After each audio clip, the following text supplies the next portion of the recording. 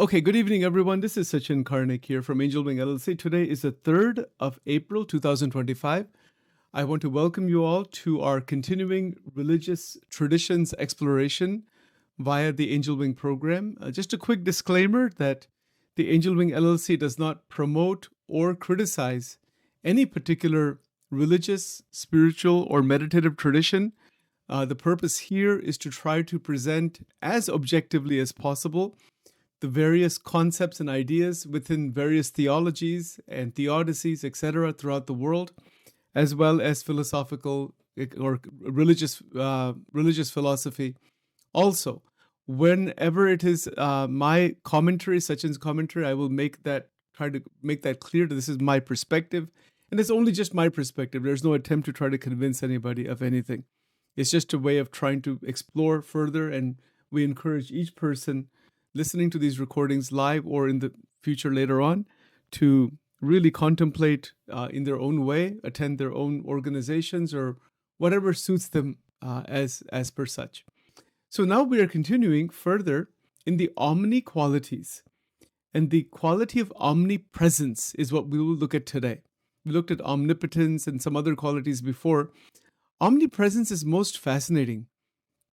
It's the notion, and I'm looking at this more from the Abrahamic religions, Judaism, Christianity, Islam, as well as some of the theistic traditions in India also, that there is a supreme being, one unparalleled Lord or being, the Elohim, as the Old Testament states, the King of all kings, the one supreme monotheistic God.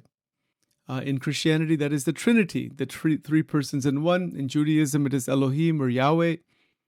In Hindu tradition, that is called Parameshwara or Bhagavan. That's one supreme being. The meaning is pretty much the same. Now, to understand some of the ontology behind this, that there is creation. So there, by the will of the God, by the will of divine will, creation has happened. The Garden of Eden, the forbidden tree, the tree of life, the material creation, etc. Adam, Eve, all the animals, and then all the progeny after eating the forbidden fruit. That continues in the Hebrew Bible. So in the creation, the creator, the one who has created the entire creation, is present, is omnipresent. This is the idea. Now, this does not mean that the monotheistic God has become the material world, but has created the material world and is present everywhere in the material world outside of time-space causality. So time-space causality is what we are aware of. There's time, there's space, there's the cause-effect relationship. But the notion of an omnipresent God in these Abrahamic traditions and the devotional traditions has the following points. That omnipresence is the divine attribute of being present everywhere at the same time. It signifies that God is not limited by space or location. Unlike physical beings who can only be in one place at one time, God's being, knowledge, and power permeate the entirety of existence simultaneously. See these points very carefully. As far as we are concerned, as being physical beings, we occupy one place at one time. We have a certain amount of knowledge. We have a certain limited amount of energy, etc. God doesn't have those limitations. God's being, or God's, the spiritual essence that is God, it has infinite knowledge, infinite power, and permeates the entirety of all of existence all at one time, simultaneously. This is called one of the omni qualities, omnipresence. Okay.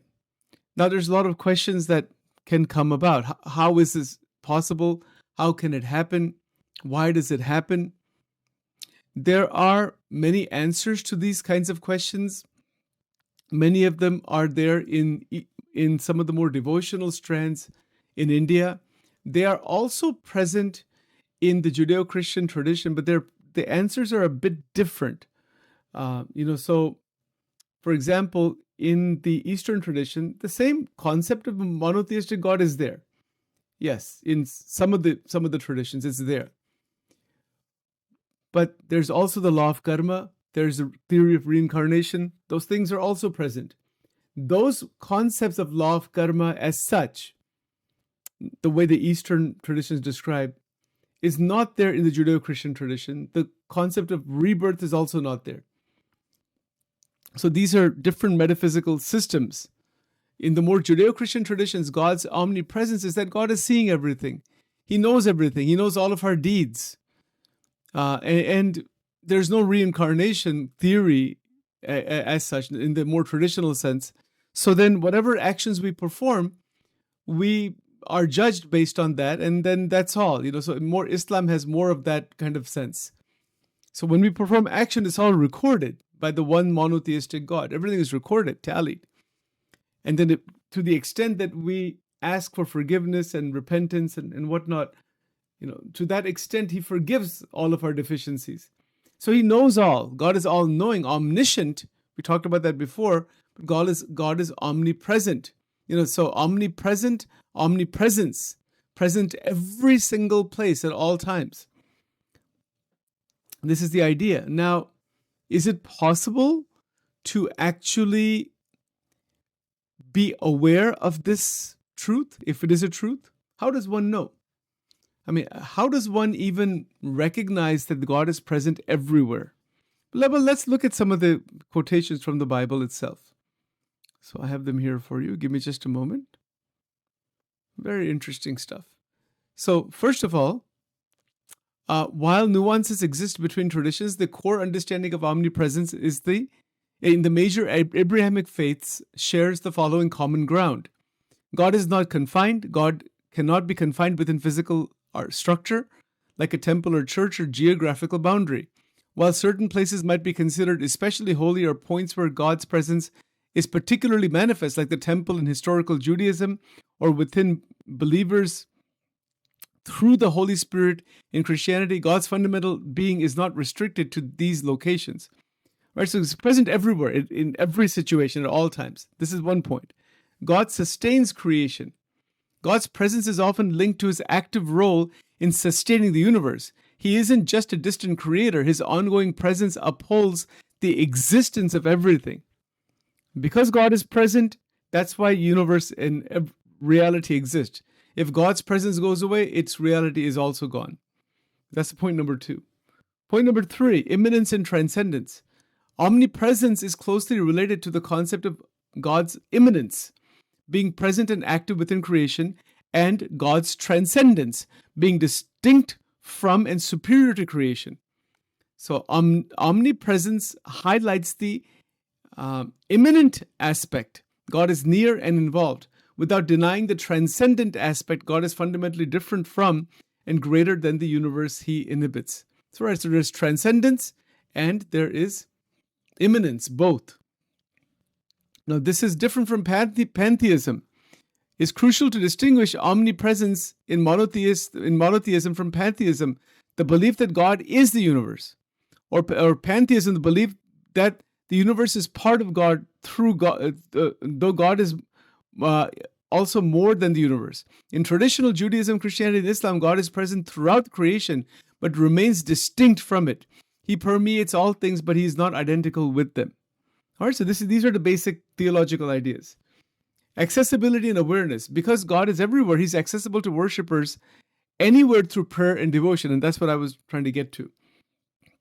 Furthermore, his omnipresence implies his omniscience, the all-knowingness. Being everywhere allows him to be aware of everything that happens, right? So he's accessible at any time, depending on the extent of devotion and the extent of connection in the heart of the devotee.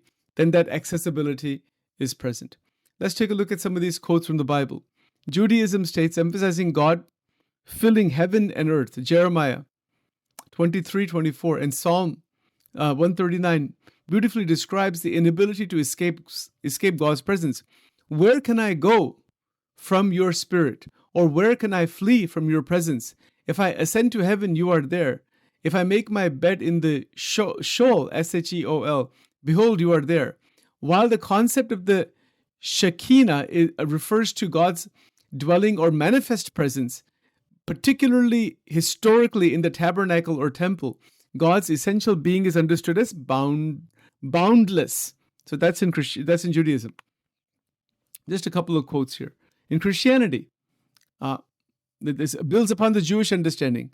God's presence is affirmed throughout creation. Acts 17, verses 27 to 28 state, He is not far from each one of us, for in Him we live and move and have our being. Okay, so very, very interesting. The point is that He's not far from us, and that, so within Him we live, and within His being we live. So you can see the actual quotation there. That He is not far from each one of us, for in Him we live and move and have our being. That our being, our movement, our activity is all possible due to the presence of God within creation. Otherwise, it wouldn't be possible. Nothing would be possible. And this is the omni quality of omnipresence. The Christianity also emphasizes the specific presence of God through the Holy Spirit, dwelling within believers and the church community. Matthew 18, verse 20. For where 2 or 3 are gathered together in my name, you see, very, very interesting. Whether 2 or 3 are gathered together in my name, I am there in the midst of them. Now, you see how interesting this is, right? So, what does this refer to? Well, the fact of the matter is that this refers to the communion of devotees.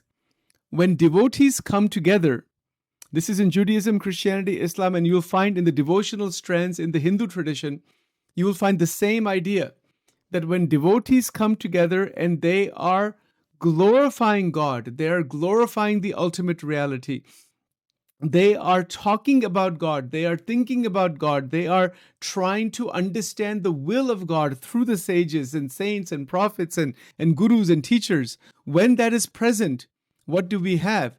As the Bible states there, that for where 2 or 3 gather together in my name, it's right here. I'll highlight it for you. This is Matthew 18, verse 20, chapter 18. So Matthew 18, 20. Excuse me. Yeah, so for where 2 or 3 gather together in my name, I am there in the midst of them. You see, so this concept is there in the Vaishnava tradition in India, in the Shaiva tradition in India, in the Sikh tradition in India. This is not anything new. This is there throughout the devotional traditions throughout the world. The same concept that is there in Matthew 18, verse 20. Now, look at what Islam says about this. Allah's omnipresence is understood primarily through His boundless knowledge and power that encompasses everything. The Quran states, and He is with you wherever you are, and Allah and Allah of what you do is seeing, and we are closer to Him than His jugular vein. When emphasizing God's absolute transcendence, the Tanziya, if I'm saying that right, Tanzih, I'm not sure how to pronounce that. That's absolute transcendence and uniqueness. God affirms His nearness and awareness throughout all creation. Similar idea. So in summary, the omnipresence, the 5 omni qualities are there, and this is one of them. The omnipresence is God. In monotheistic religions is the belief that God is a singular, ultimate reality, is unbound by spatial limitations. The space-time causality is not bound by those limits. He's present everywhere simultaneously, within us, outside us, within everywhere. As the Upanishad in the Indian tradition would say, Ishavasyam idam sarvam, inside the present everywhere. He's present everywhere simultaneously, sustaining creation. That the entire creation is sustained by the will, the power, and the benevolence of God. This is its great, amazing ideas are here. aware of all events. Again, this notion is called the witnessing consciousness in Vedanta. The witness, the one who is seeing all, aware of all. So that awareness that we also talk about many times is also attributed to God in the monotheistic traditions, and accessible to believers at all times and places. If you have faith, belief, the word Shraddha in the Indian tradition comes into the picture here. If that belief is so strong, if it is enlivened by knowledge and wisdom, then God becomes accessible anytime, at any place, if that connection is solid, if one knows how to access, that is the scriptures, the sages, the gurus, the teachers, etc. So even though God is accessible to believers at all places, all times, the monotheistic traditions would say God is transcendent, is distinct from the created world. So it's a fundamental attribute underscoring God's immensity. Immensity is beyond our imagination, endless immensity. Sovereignty, the all-doer. The total sovereign means doing everything is under his control. The Elohim concept in the Hebrew Bible, the Parameshwar concept in the Indian traditions, the Parameshwari concept, if it's the divine feminine, there's different ways to talk about this. There's of sovereignty. The intimate relationship with his creation. The creation and the created. The creation and the creator are together. But the creation is not the creator. Otherwise, what you would have is that God also falls into the creation. Like if God is Adam, God is Eve, God is the serpent, God is the forbidden tree, God is this, God is that, then God has degraded and fallen in. No, that is not the case. So again, this is what these traditions are talking about. Now, having said this, some of Sachin's commentary for the next few minutes here, then we'll open it up for conversation. So this is very interesting. This is very, very powerful. Again, humbly, this is just only Sachin's commentary, nothing more than that, and perspective on this.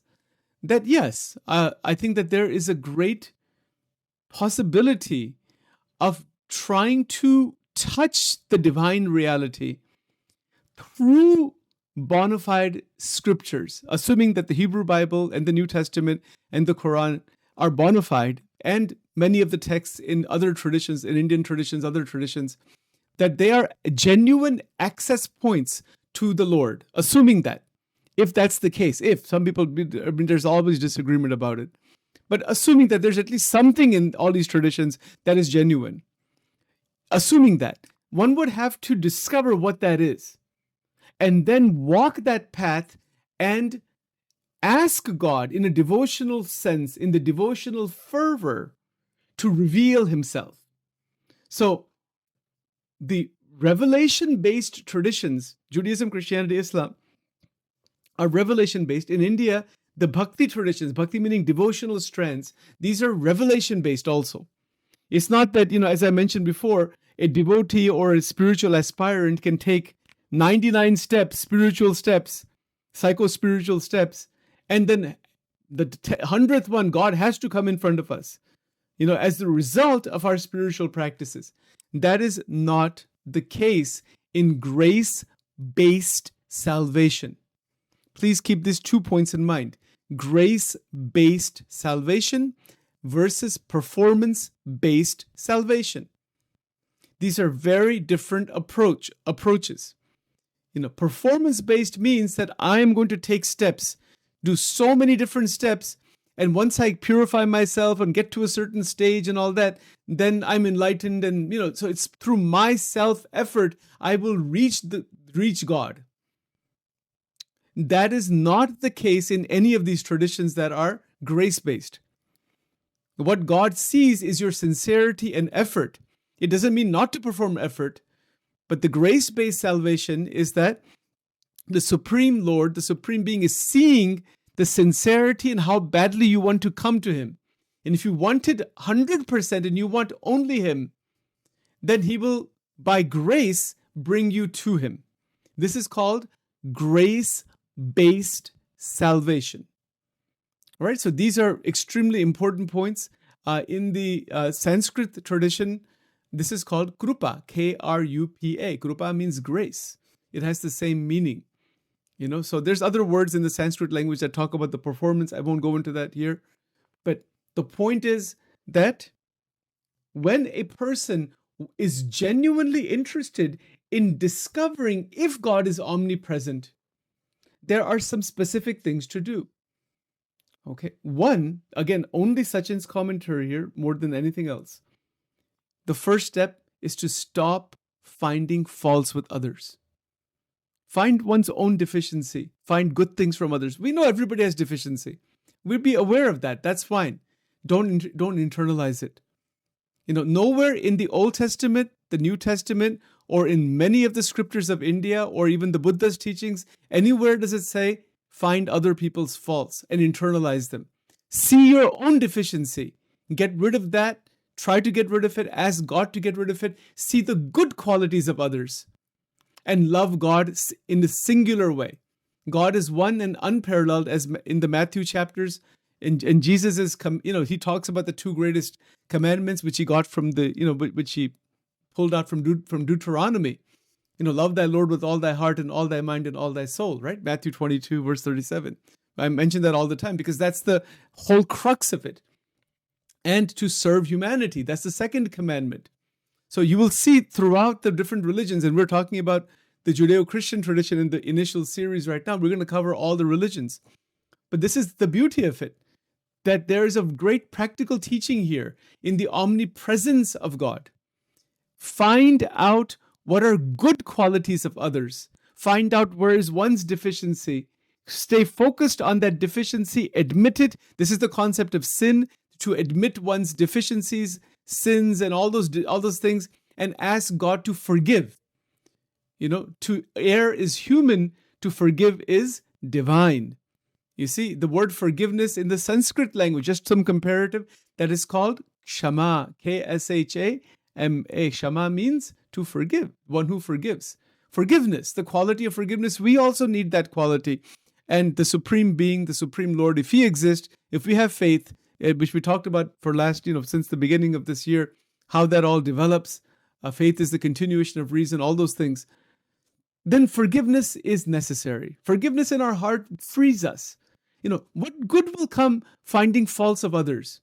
If you want to find faults, there is a small experiment you can do. Take a white sheet of paper and put a little black dot in the middle. You may be familiar with this. Ask 100 people, what do you see? They say, I see the black dot. But is there anybody who says, I see the 99.999% that is white? That doesn't see the black, you're aware that the black dot is there. But what is there? That beautiful white color is there also. White and black doesn't mean like racial or anything. It could be a green dot or yellow dot. It's not not to misunderstand that way. It has to do with not seeing the fullness of another person. We are quick to make judgments, quick to find faults. These things have contaminated human relationships. Only Sachin's commentary here, and as long as we are, as human beings, against each other, in conflict with each other, hurting each other, finding faults with each other, not helping each other, we are never going to realize the omnipresence of God. This is Sachin's humble commentary. If you might know the whole Bible, might know the Quran, and might know the Guru Granth Sahib, or might know the Gita or any scriptures, but as long as that conflict is inside, that I am greater than somebody else, I'm better than somebody else, as long as that is there, how can God's omnipresence be realized? I would say that is, humbly saying that is not possible. That is never possible. That is why throughout the religious traditions of the world, there are sages, there are saints, there are monks, there are sadhus, there are individuals who are evolved, what we would call enlightened beings. What is it that makes them enlightened? This is the very first quality, to see one's deficiency, to find good qualities of others. How beautiful life would be, how beautiful life can be. If only countries did that, if only cultures did that, if only religious traditions did that, if only families did that, we would have heaven on earth. Right? So with that, I'll stop my commentary here, and I would love to hear from all of you And we can go further into any direction here. So as I promised, I would do about a half an hour and then open it up for another half an hour for conversation, discussion, dialogue, etc. Would love to hear what you all have to say. Thank you so much for attending.